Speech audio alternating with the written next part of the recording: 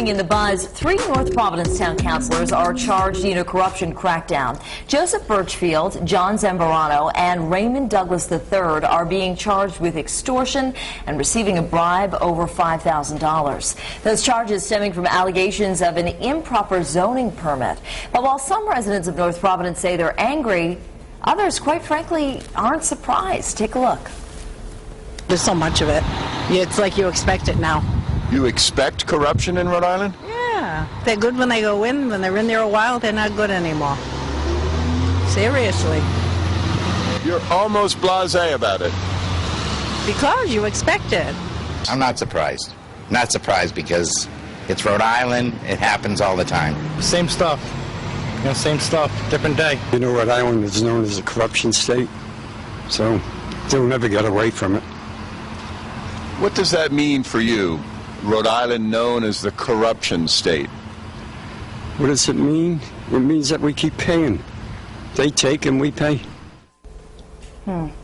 Very interesting. So I wanted to know, first of all, what you guys thought of that this idea that we are, quote unquote, known as a corruption state, and that it's just going to keep continuing, and that, we've gotten to the point where it really doesn't seem to surprise some of our own residents of the state. Well, there's corruption in every state. I mean, we have such a small state, I think you hear more about every single instance in our state because of the size of the state. But listen, it's so sad nowadays where even, the honest people that are elected to office are labeled with the stereotype of having the, well, you never know, because they might be involved in some sort of corruption. Right. And grouping them all together. Yeah, and there's, it's like the whole Providence, the Operation Deception thing. I mean, I have friends that work in that unit that are grouped with that whole group now because of what happened with that arrest. They're not all bad. Right. But and Tim White, came on the show and he said this is a problem. When we're dealing with narcotics, when you're dealing with money, when you're dealing with career criminals, when the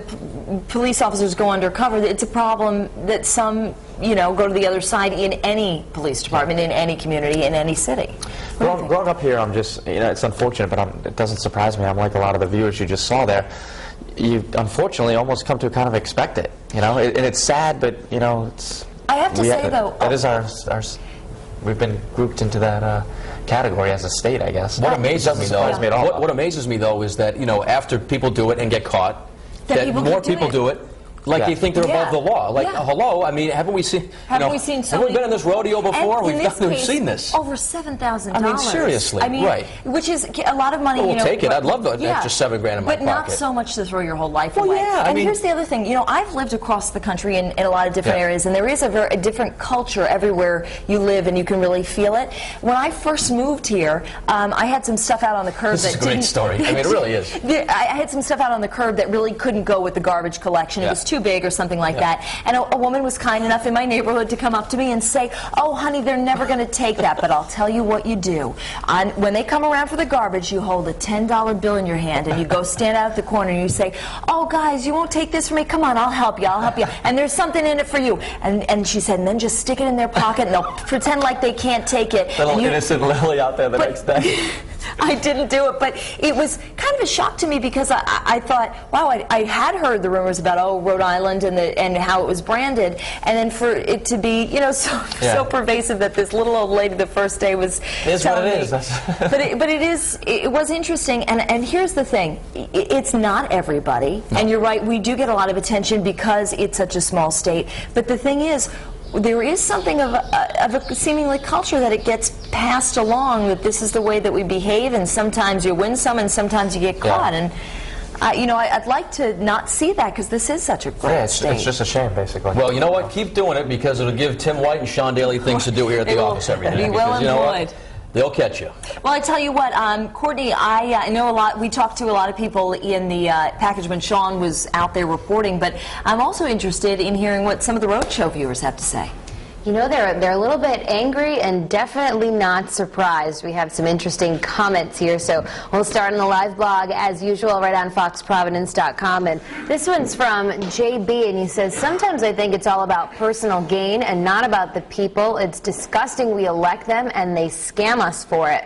One artist says, "I'm so disappointed once again with this corruption scandal, and I am horrified that the people seem to have become complacent with corruption in this state."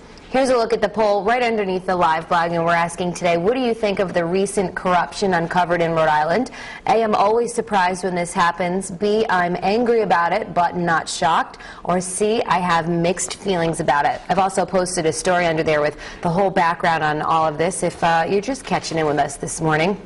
Here's a look at our Facebook page, the Roadshow's homepage there, and Lauren Silva says there is corruption everywhere. The only real shock is that only 3 townsmen have been caught. And we have a few more there. We can read some more, hopefully maybe at the end of the show. I love hearing what you guys have to say. But we'll be back in a little bit with those poll results. For now, back to the kitchen. Lily.